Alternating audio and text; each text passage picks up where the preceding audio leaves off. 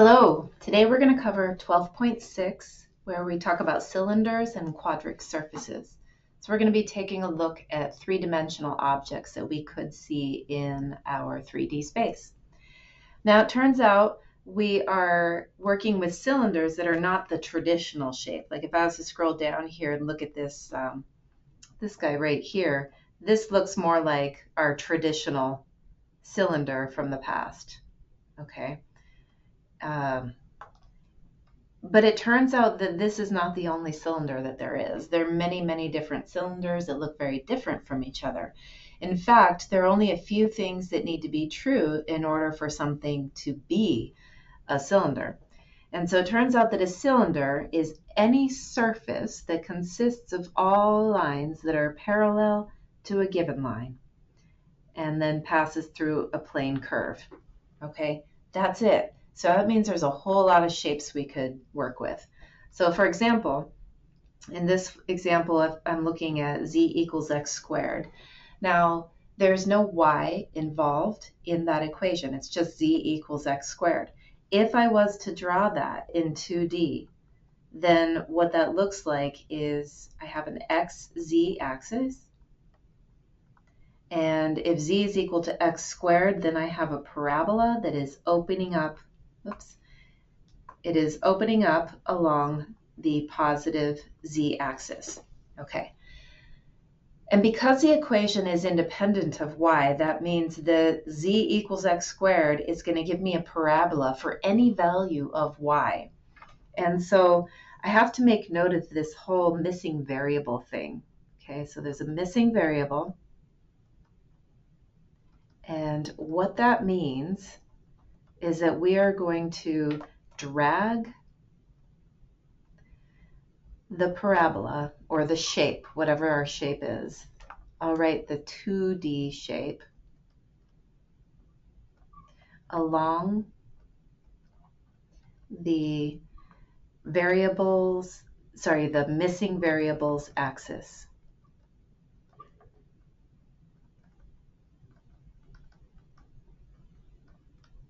Okay, so in our case, y is missing, which means we're going to take parabolas, this one parabola, and we're going to drag it up and down or left and right, however you want to think about it, across the y-axis. And it's going to give us this shape right here, which, because there's a parabola involved and because it's parallel to a y-axis, it's going to be a parabolic cylinder.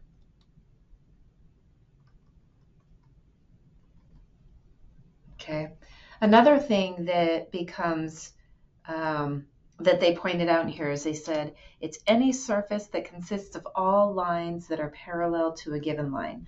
So notice in this picture of the parabolic cylinder, these straight lines that are going across, those are all parallel to the y-axis. These are called rulings. And so you'd be looking for shapes that have rulings that are parallel to the axis that the shape has been dragged along. Okay. And so if we think about the traditional cylinder, it's actually a bunch of circles that have been dragged along an axis. And we see the straight rulings on a circle as well.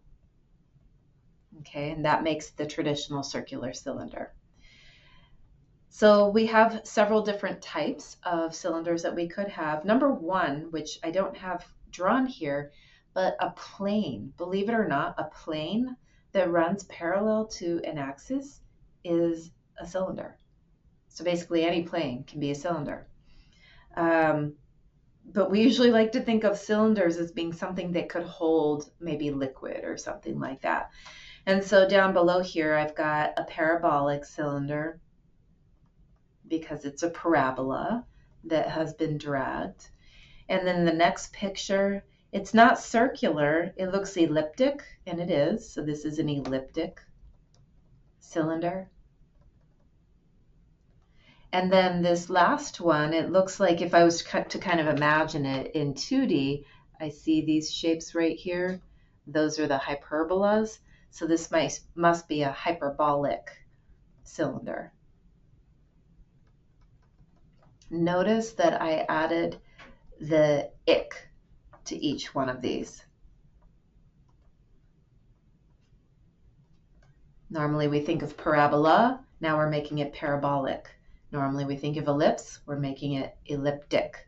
We think of hyperbola, instead we're going to write hyperbolic. And so that's one way to know that you're dealing with a cylinder, or when you deal with a cylinder, you know that you've got to put the ick on there. The other thing is that you have to have a missing variable. There has to be a missing variable.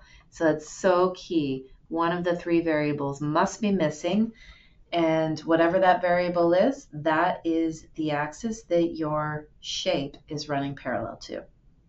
Okay, so I've just got a few different equations that are examples. Like the parabolic cylinder, we might see y equals x squared. Z is missing, so I know I've got a parabola that gets dragged along the z-axis. With the elliptic cylinder here, I know it's elliptic because the coefficients in front of x squared and z squared are not the same, so it can't be a circle. That must be an ellipse, and then y is missing, so that means we're going to take the ellipse and drag it along the y-axis, and it'll be parallel to the y-axis. This next equation, this looks like a hyperbola, and a hyperbola, z squared minus y squared is 4. The x is missing, so that means I'm going to get a hyperbolic cylinder that's parallel to the x-axis. All right, so let's try to identify and sketch a few surface in 3D. So I've got here 4y squared plus z squared is equal to 4. And what I can state right away is that the x is missing. So if x is missing, then that means that the shape is parallel. And in parentheses, I'm going to write or dragged along the x-axis. Okay, and then the next thing I'm noticing is in 2D, this is going to be an ellipse. Okay, so I have a YZ axis, and I'm looking at 4y squared plus z squared is equal to 4. If I want to draw some intercepts on here, I could figure out kind of where things are. Let's see, so I'm going to put some tick marks on here. If we let y equals 0, then z squared is 4 and z is plus or minus 2. So I know that we've got intercepts at plus and minus 2. And then if we let z equal 0, then we get 4y squared is 4. So y squared is 1 and y is plus or minus 1. So I get intercepts at plus or minus 1, and then we can fill those in and we can draw our ellipse. All right, so that's the shape that we have, and we're supposed to drag that along the x-axis. And so I go to my x-axis, or my xyz octant, I should say, and I need a bit of negative x on here too. All right, let's see, we have got 1, 1, 1, 2, 1, 2. I can at least draw my two-dimensional image on here. And then I kind of have to extend that back and extend it forward. I always end up like kind of squishing my elliptic cylinders, so like more narrow at the end. All right, something like that. It's good enough.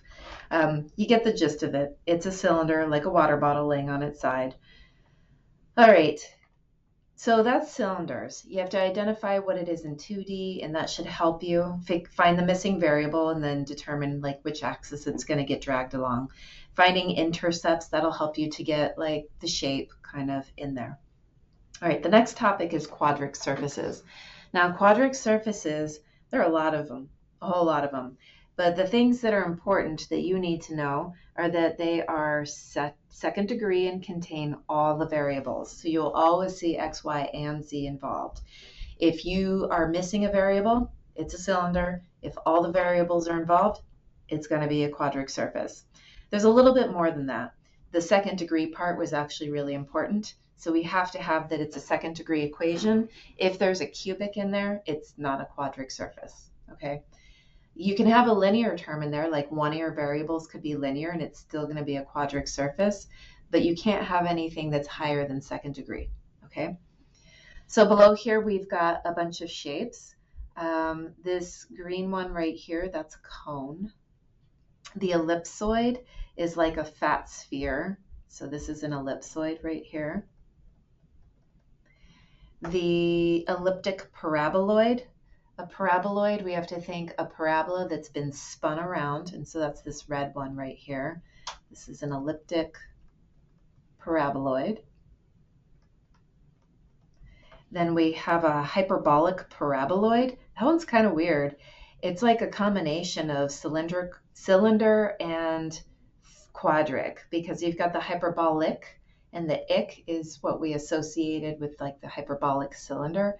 And then the paraboloid part, there's an oid on there, and I was noticing that we've got ellipsoid and paraboloid. So usually when we see the oids, it's going to be a quadric surface. The ic is when we see a cylinder. But the hyperbolic paraboloid is very unique in that it's, so you can imagine, so this right here is our hyperbolic paraboloid.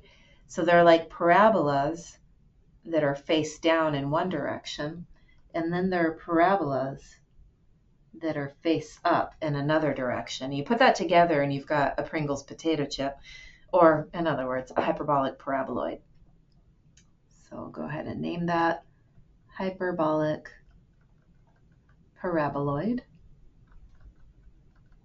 And then we have a hyperboloid of one sheet, and that is this one right here. It's kind of a strange shape, but it's basically, it's like a cylinder with a belt on, making it skinnier in the middle. That is a hyperboloid of one sheet. Funny enough, if you were to take a hyperboloid of one sheet and then like squeeze, put a belt on it and squeeze it even tighter and tighter and tighter until there's just like one point in the middle, that would be a cone. And then if you went even tighter and like cut the hyperboloid of one sheet in half, it would split in two and it would become this shape right here, which also includes the bottom part here. And this is a hyperboloid of one sheet. Nope, I didn't mean one sheet. I meant two sheets.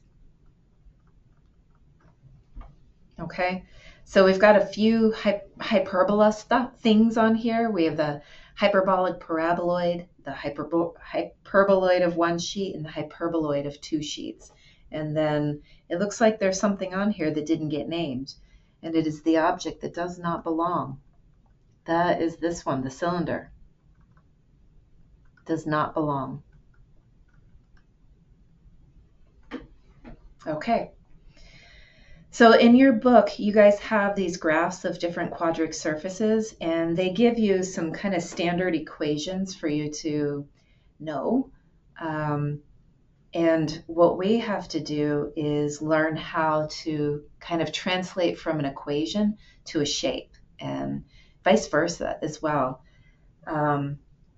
So this is like the three-dimensional algebra, right? We're going to be learning about multivariable functions, and we need to know, if we're looking at a particular equation, what is the shape in 3D when we look at it? So I just kind of want to briefly go through some of these equations. This one right here, x squared over a squared plus y squared over b squared plus z squared over c squared equals 1. If a, b, and c are not equal, then this is going to be an ellipse. Well, in 2D, we would think ellipse, but because it's 3D and we have all three equations, we're going to put an oid on the end of that and call it an ellipsoid, okay? If A, B, and C are equal, then we would have a sphere. So they're kind of two shapes in one here. A sphere is a subset of an ellipse, just like a circle is a subset of an ellipse. Sorry, a sphere is a subset of an ellipsoid, just like a circle is a subset of an ellipse. Okay, another time we might see something that looks almost kind of, elliptical is in this next one, I'm just going to go down.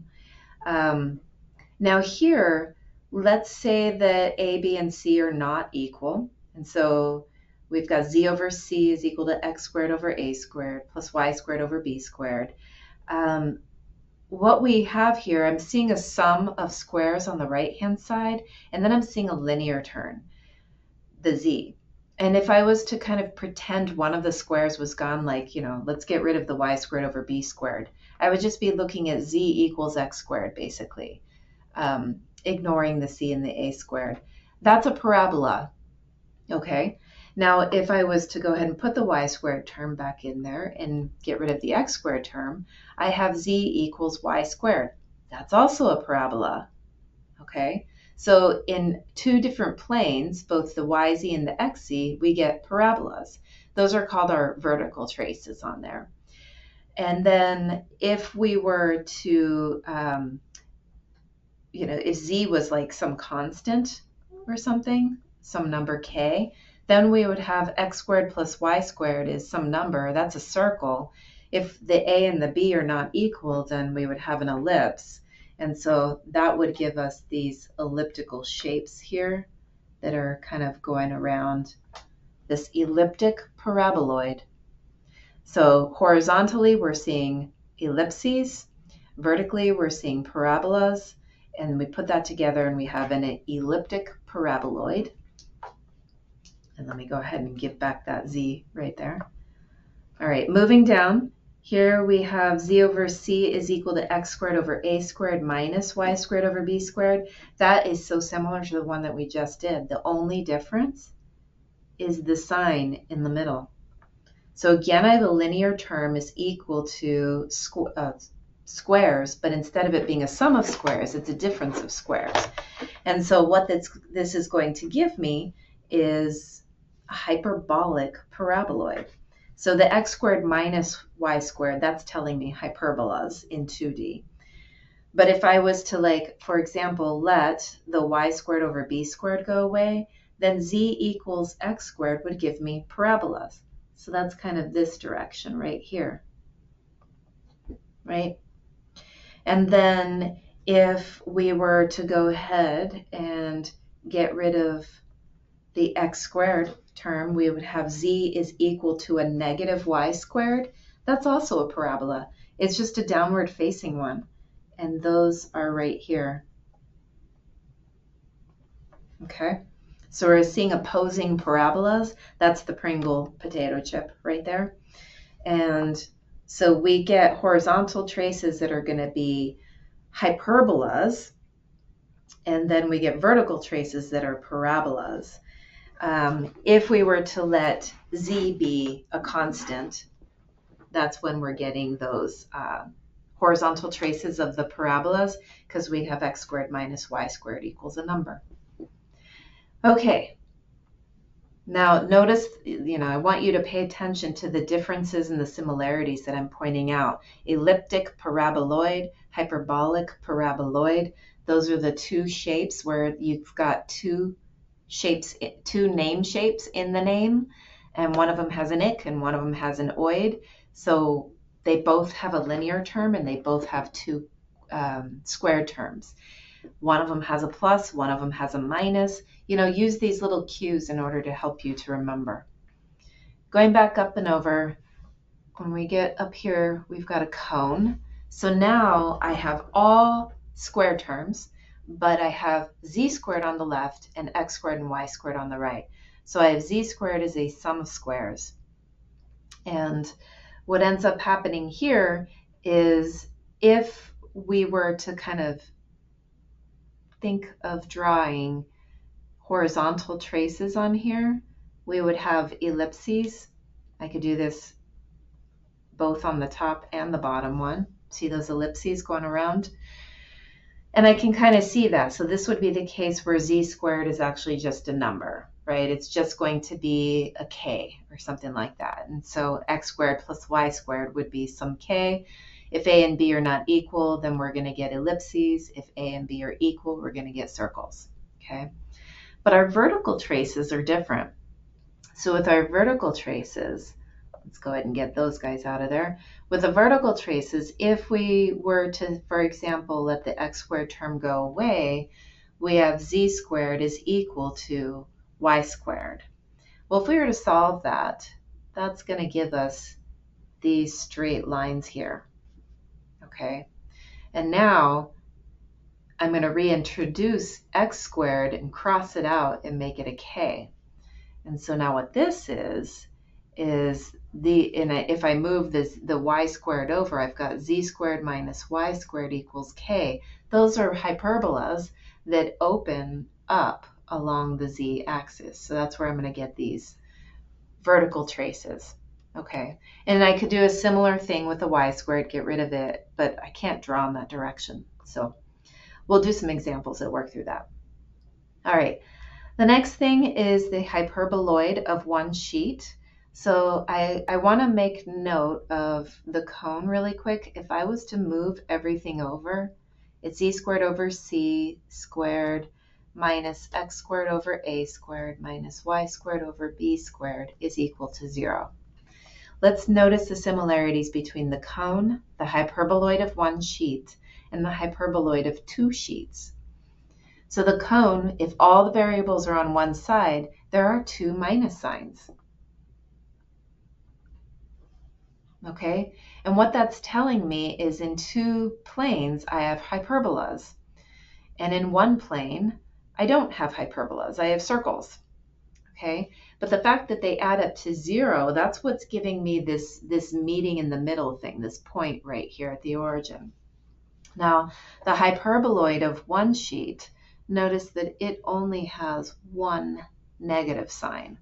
That corresponds with the hyperboloid of one sheet. That's how I tell the difference between a hyperboloid of one sheet or two sheets, the number of minus signs.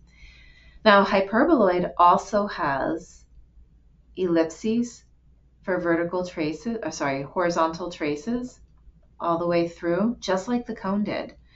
And the vertical traces are hyperbolas, just like the cone had. So the difference is that the hyperboloid of one sheet only has the one minus sign, and it's equal to 1. And so that's what's throwing things off here.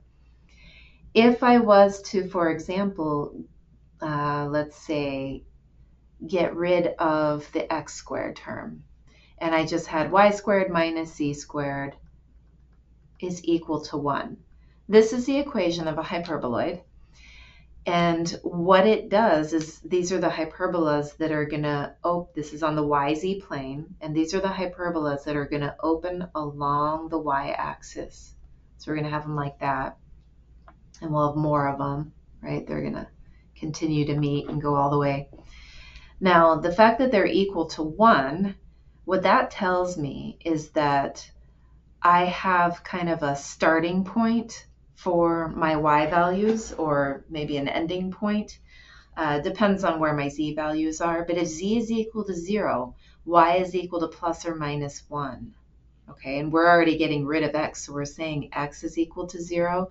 So that's giving me these intercepts that are kind of sitting at the waist of the hyperboloid of one sheet. So that's one way to look at it. And then we could also look at the same situation where we're looking at y squared being gone and then considering x squared minus z squared is equal to 1. So again, we get hyperbolas, and again, we have these intercepts at plus and minus 1 for x. So these are the ones that are going to open along the x-axis. It's really hard to draw these hyperbolas in 3D in a video on a flat sheet. So you kind of have to imagine.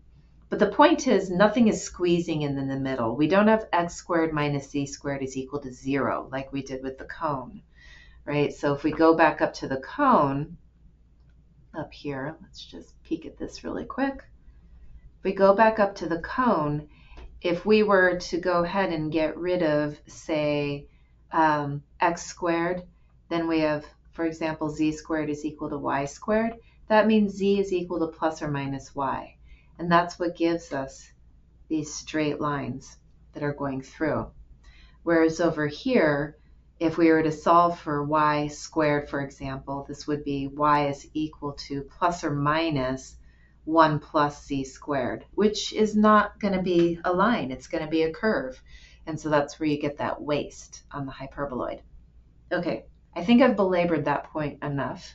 So let's look at the hyperboloid of 2 sheets and how it is similar. So if we go to the hyperboloid of 2 sheets, notice that it has 2 minus signs.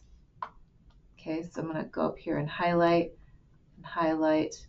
We have our highlighting and we have 2 sheets. Okay, so what happened here is this is the hyperboloid of 2 sheets is what happens after you've cinched the hyperboloid of 1 sheet so tight that it becomes a cone, and then suddenly the 2 cone parts just split off from each other and you get the hyperboloid of 2 sheets.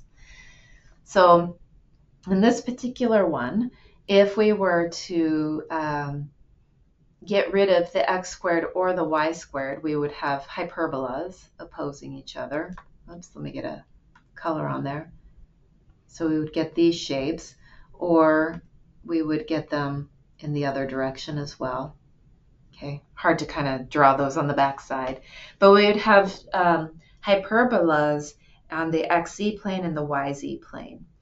But then if we were to get rid of z, let that go away, maybe just let it be a constant. Okay, then I would have minus x squared minus y squared is equal to 1 minus k squared, because I just let z squared be k. I could run a negative through this and see x squared plus y squared is equal to k squared minus 1. Okay, that looks like I have circles. And k squared had better be bigger than 1, because otherwise I have negative radii, and that's not possible. But the fact that k has to be bigger than 1 and k is the z value, that's what tells you that these hyperboloids of 2 sheets are up and down by 1 on the z-axis. Okay? All right, so let's move on from there and look at what else we've got. If you want to see the cool animation of how the cone and the hyperboloids are related, I can't click on it right here, but you know, for those of you, you've got the notes in either the D2L shell or the handout. You can click on that and see that animation. I did put together some pictures of these shapes in real life, because we do so much in math where we're like, where am I ever going to see that? So we're working with equations, 3-dimensional equations, and we actually see them all over the place. I mean, look at watermelons. Those are ellipsoids. Look at this cool building. This is an ellipsoid. What about when you have a cold? When you have a cold, you take an ellipsoid to make you feel better, right? Those are the NyQuil. Cones in real life. Generally, when we see cones in real life, we're actually only seeing half cones, because we don't see the 2 sides. A cone has a top and a bottom, but these are all half cones. My H looks like an L. Okay. Paraboloids in real life. To be honest, these actually could be hyperboloids of 2 sheets, just one side of them. It's hard to tell when you see only one. We'd have to know more information about like the focus of the paraboloid or the hyperboloid, and that's just kind of going beyond into another area that we don't need to go to for this class. We just need to recognize that these are like bowl-like in shape, so these are paraboloids. Could see them in a satellite dish or a dome or a nice bowl of dip. And then hyperbolic paraboloids, where do those show up? So the Pringles potato chip, we can see the opposing parabolas. This really cool building right here that has parabolas going face up from the left to the right and face down from the front to the back. Or a saddle. Just a plain old saddle has got the opposing parabolas to give you a hyperbolic paraboloid. And then a hyperboloid of 1 sheet, this cool walkway. I wish I knew where that was. It's a really cool one. Or this building. See, it's got its waist right here. And an hourglass is in the shape of a hyperboloid of 1 sheet. All right, So the best way to learn how to graph these different shapes is to just do it. And there are a lot of techniques. In my class, I'm not so concerned that you can use all the methods. I'm more concerned that you can just come up with the shape. That's it. But there are some techniques we can use to help us. So basically, what you have to know going into this that's like non-negotiable, you have to know these. These come from 2D. That means these are coming from pre-calculus or trigonometry. You need to know the 2D shapes, okay? Because everything in 3D is an extension of these. And so if you don't know them, that's going to hold you back from this. Circles, coefficients of the square terms are always equal. Ellipses, the coefficients of the square terms are always different. Hyperbolas, there's always a minus sign, okay? So you got to remember that. Based on that, though, I can look at this first equation in 1 where we're supposed to use traces to sketch and identify, and we're given 9x squared plus 4y squared plus z squared equals 1. I'm looking at this, and I'm thinking back to what we talked about in 12.1 with spheres, and I'm thinking, well, this could be a sphere, except the coefficients of x, y, and z aren't equal. So this coefficients are not equal. So I start thinking about ellipses, and then I think 3D, and I go, oh, ellipsoid.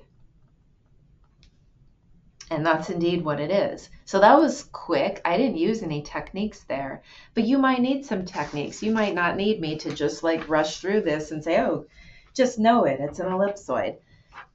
So we've got to do this thing called traces, okay?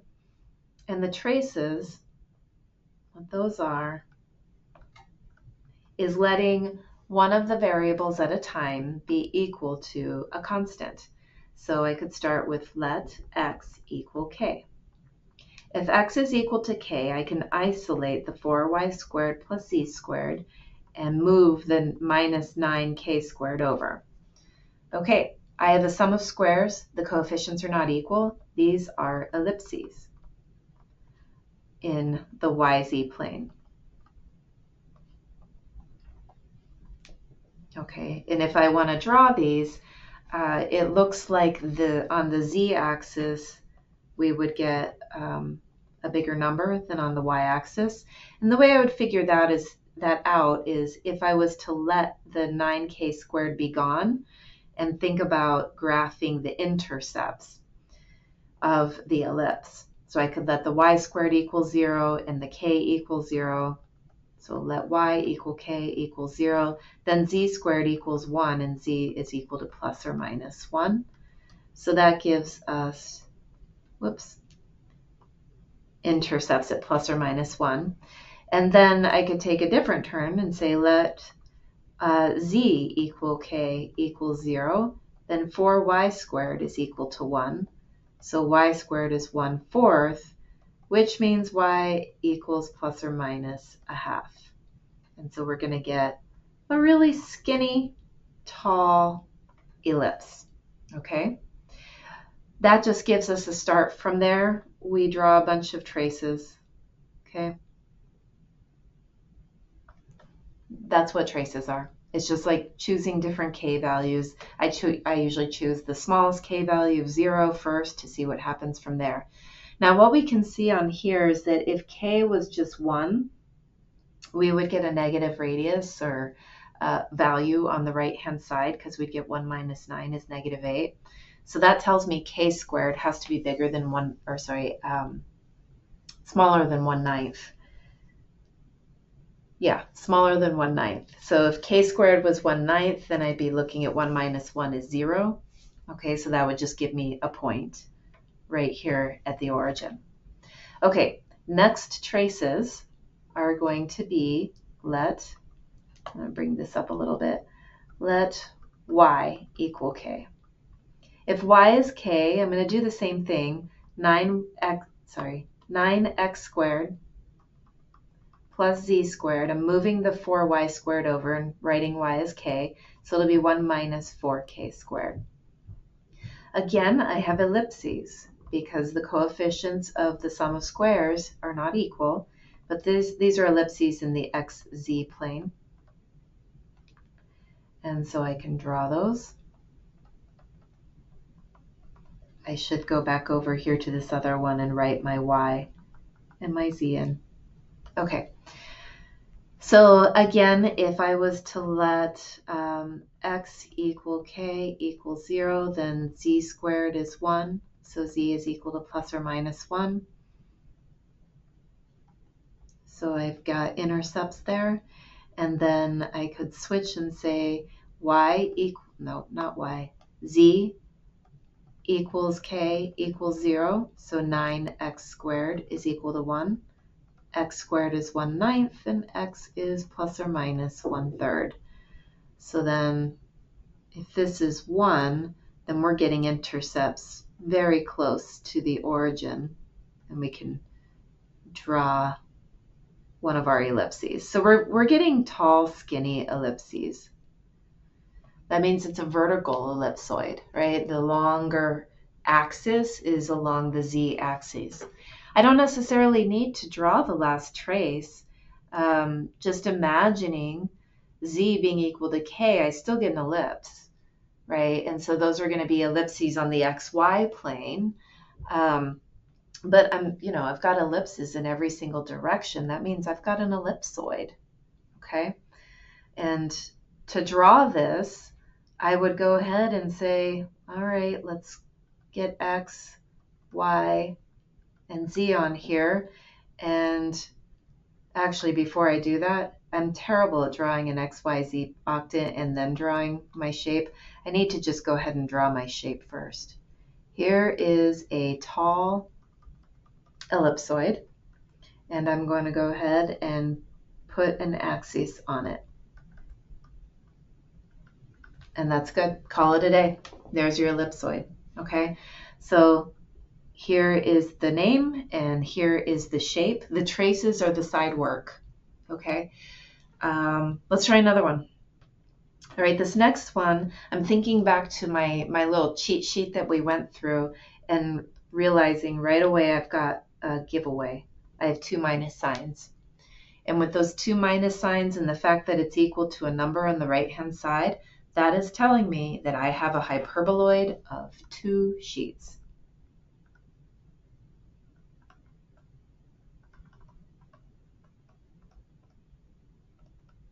And so what I have to figure out is, like, what direction?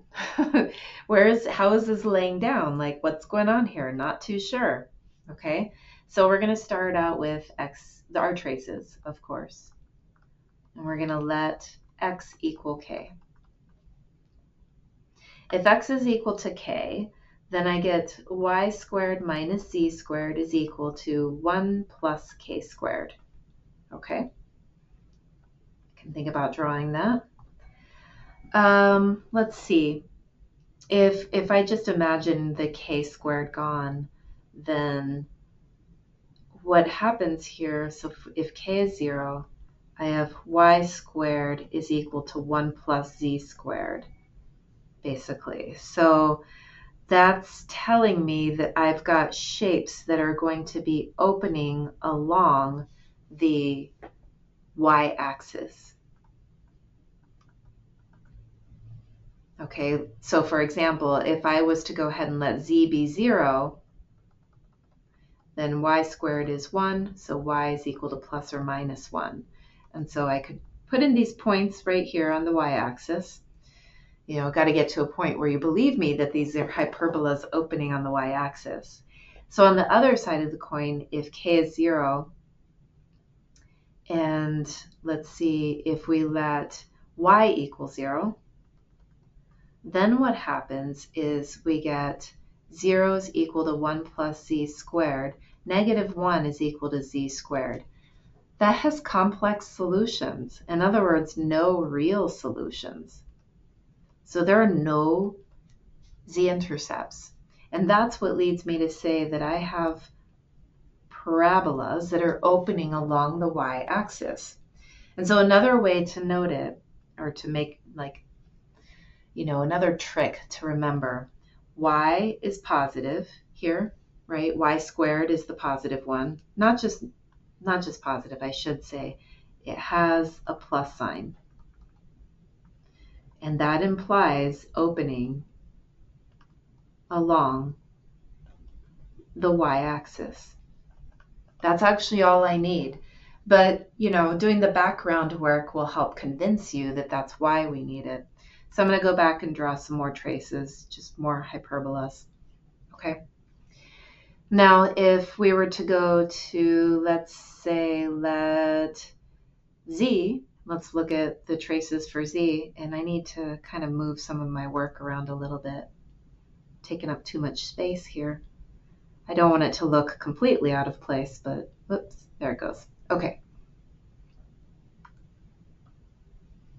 We're going to let y equal k, and then we'll get minus x squared minus z squared is equal to 1 minus k squared.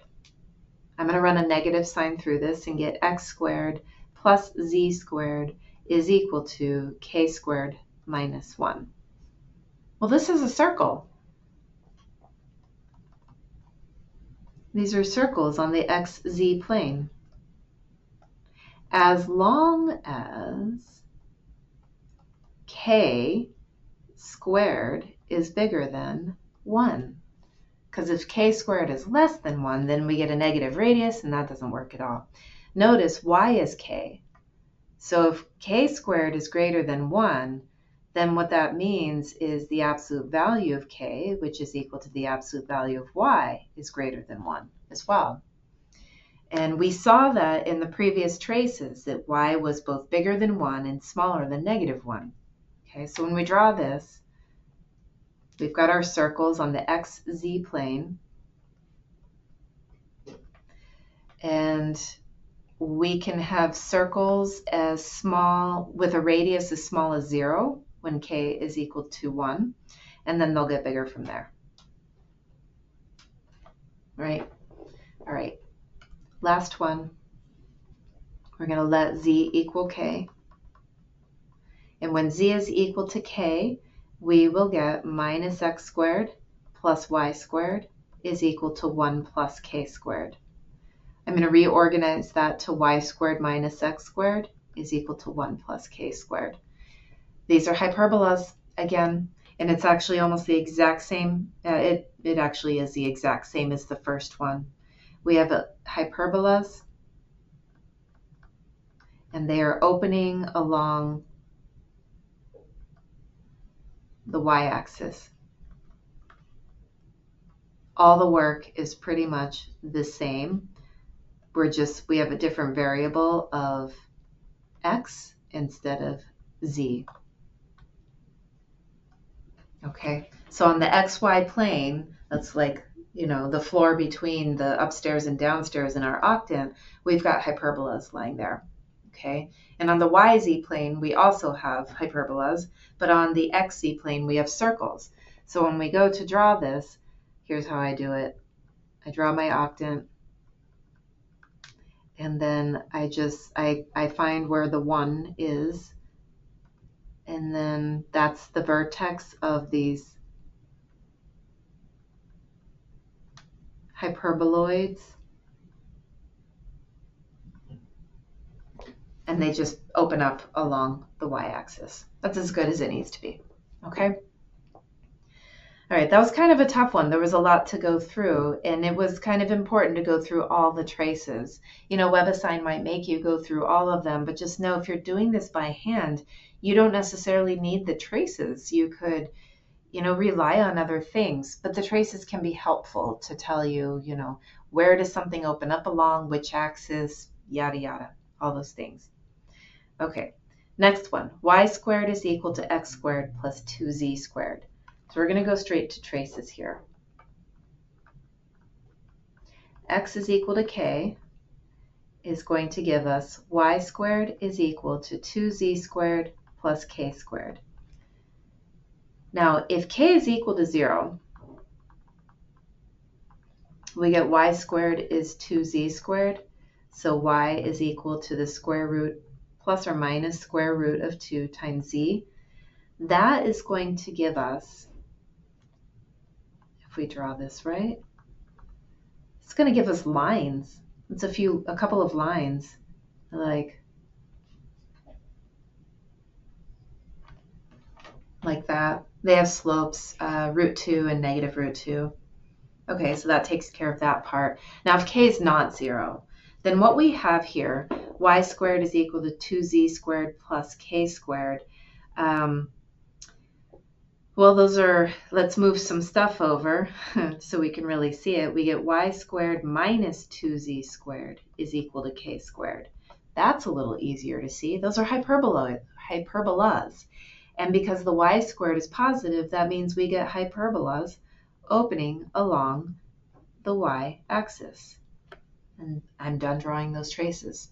That's enough. I've actually just about got my shape right there. Let's do the next set of traces. Y equals k. X squared plus 2z squared is equal to k squared. Those are circles. Okay, now pay attention here, because y is equal to k and x squared plus 2z squared is equal to k squared. K could be positive or negative. Okay, so these are circles of radius k,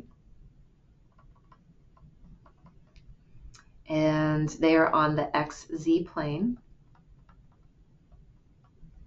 If k is 0, wait a second, these aren't circles. There's a 2 in front of that z squared. These are ellipses. Okay, if k is 0, we get a point right at the origin. If k was 1, I would be able to determine that the intercepts of x are bigger than the intercepts of z.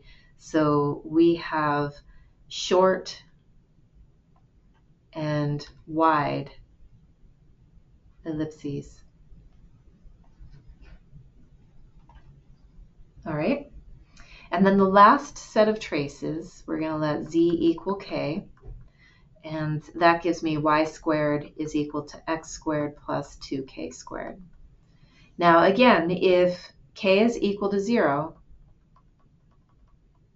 then we get y squared is equal to x squared, so y is equal to plus or minus x. And on the xy plane, that means I've got two lines bisecting the axes. Okay, now if I was to move the x squared over and rewrite this, it's y squared minus x squared is equal to 2k squared. These are going to be our hyperbolas opening up along the y-axis.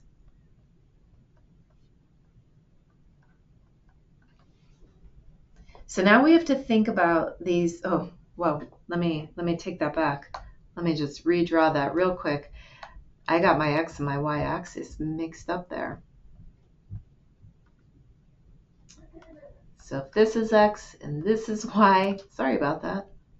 Got my straight lines here, and now opening along the y-axis. Here we go.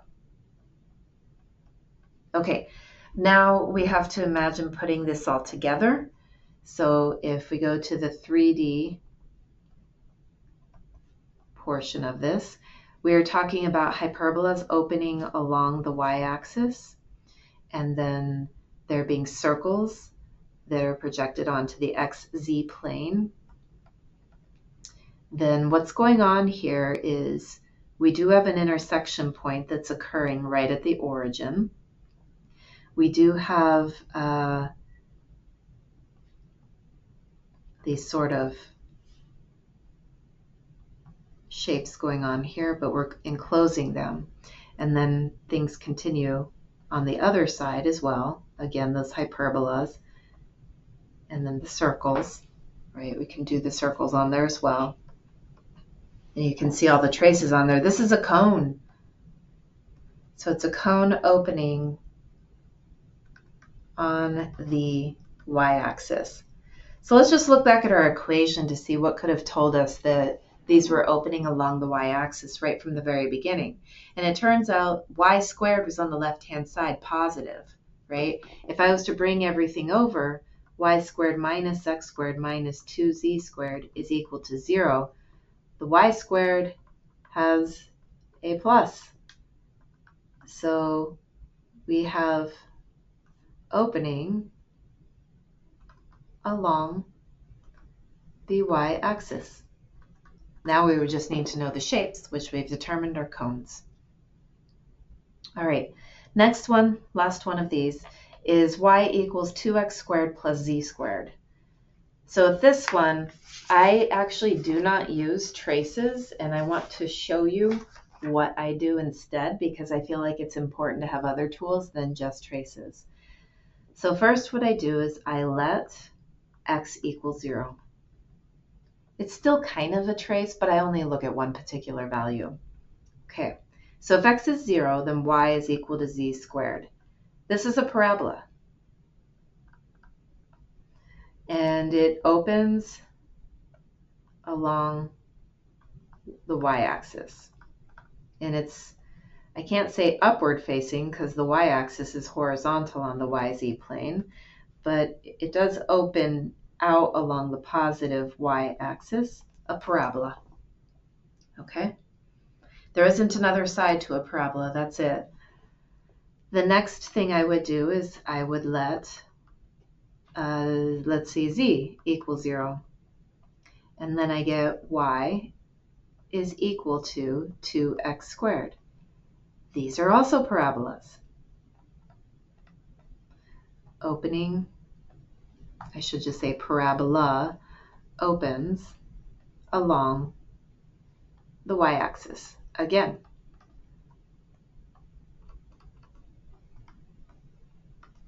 So it'll open up though because now the y-axis is horizontal.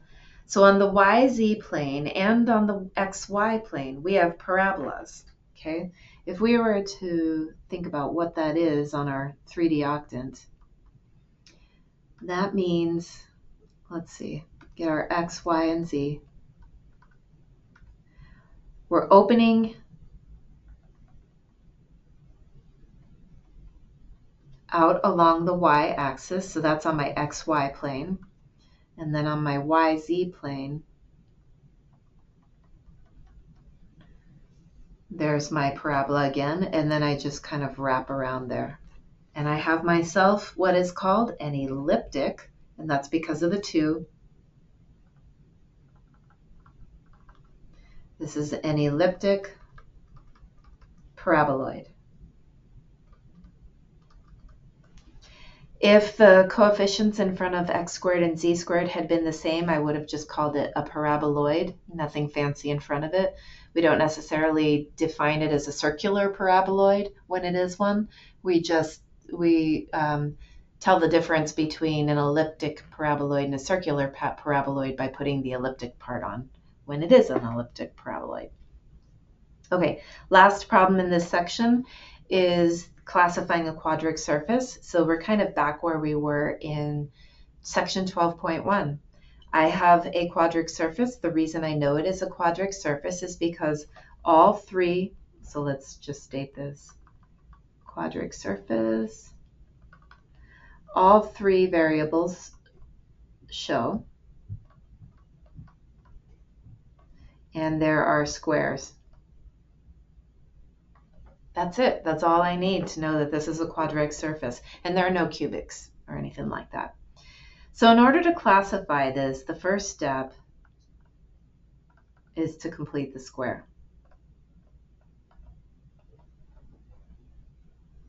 All right, so what that means is we've got x squared. I'm going to arrange stuff. I'm going to bring the minus 6x next to that, plus 2z squared.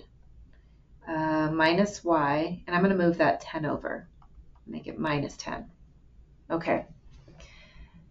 Now, the x squared minus 6x, because I have a square and a linear term, that means I need to complete the square on that one.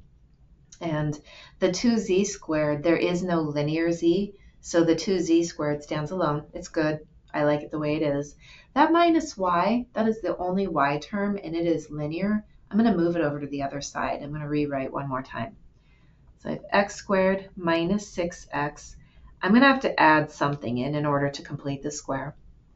Plus 2z squared is equal to y minus 10 plus something, and that's in order to balance my equation. I don't want to add something to the left and not add it to the right. The something I need to add in is a b over 2 all squared. So for us, that's a minus 6 over 2 all squared. That gives me a negative 3 getting squared, which means I need to add 9 to both sides of my equation. Now on the left, x squared minus 6x plus 9 factors to be x minus 3 times x minus 3, or in other words, x minus 3 all squared, plus 2z squared is equal to, and that looks like that'll add up to y minus 1. Okay, that's perfect.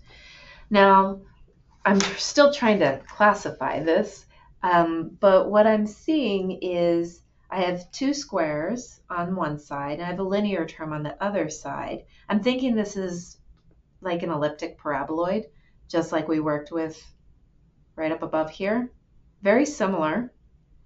One of the differences is this minus 1. Like I want to know, how does that work in here? So I'm going to rewrite one more time. Y is equal to x minus 3 all squared plus 2z squared plus 1. Okay, now what I'm going to do is find a few points. I know I've said in class, never graph points in 3D because it's painful, but sometimes you need just like one point to get you a placement, okay? So this, I already know that this is an elliptic paraboloid. Paraboloid. I also know that it opens in the positive y direction, but what I don't know is where is the vertex. Okay, so if I want to find the vertex, I have to find the values in here where basically like things kind of zero out a bit. Okay, so I'm thinking back to college algebra, honestly. When I see this x minus 3 all squared, that tells me a shift to the right by 3 along the x-axis. So if I was to, go to my x, y, z octant,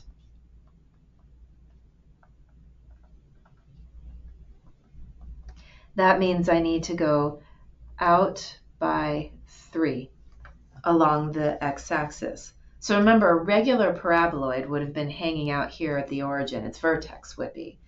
But that x minus 3 that's in the square tells me move to the right by 3. So I've now picked up my elliptic paraboloid and moved it along the x-axis. But that's not enough. This plus 1 that's right here tells me to shift up the y-axis by 1. Okay, there's my 1. So now I'm going to move my point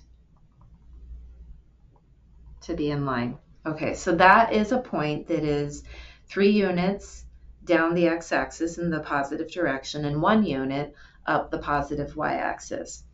The fact that 2z squared is just hanging out there and there's no like minus or plus a number tells me that there is no shift for z.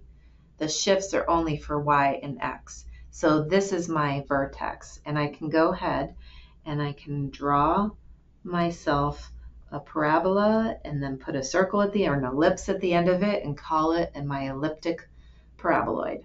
That's the easiest way I know of to graph these. I'm not looking for exact, I'm not looking for pretty or perfect. It just needs to be the right shape in the right place, opening in the right direction. I hope this was helpful. Please reach out if you have any questions at all.